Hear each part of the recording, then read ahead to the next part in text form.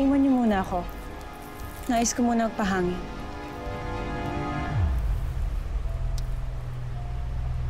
Hintayan niyo muna si Lyra.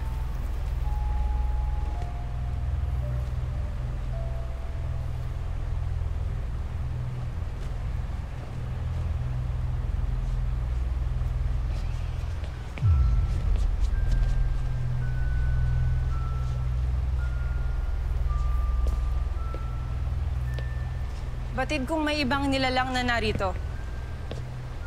Pakilala ka.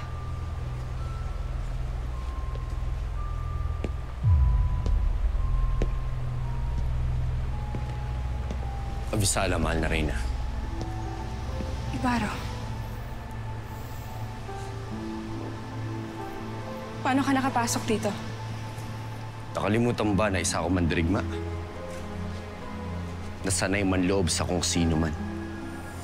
Hindi naman marahil yan ang pakay mo kaya ka narito. Hindi nga yun ang aking pakay.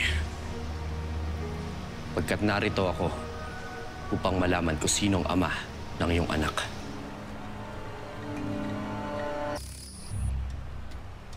Ano't ibig mong malaman ang bagay na to? Pagkat may nakapagsabi sa akin kung paano nabuo sa iyong sinapupunan ang sanggol na yan. Mahal na Reyna, may napanaginipan ako noon tungkol sa ating dalawa. Hindi ko nais manggulo. Nais ko lamang malaman ang katotohanan. May katotohanan ng mga kutub mo. Ang ibig mong sabihin,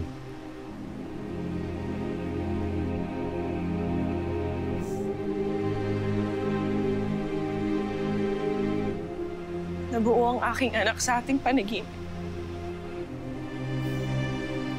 Totoo, Ibarra. Ikaw ang ama ni Lyra.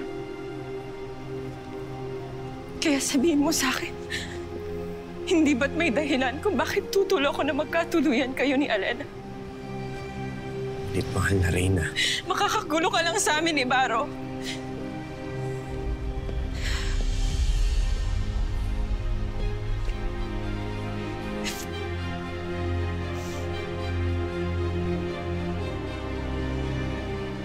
Kaya nakikiusap ako. Layuan mo na lamang kami ni Alena.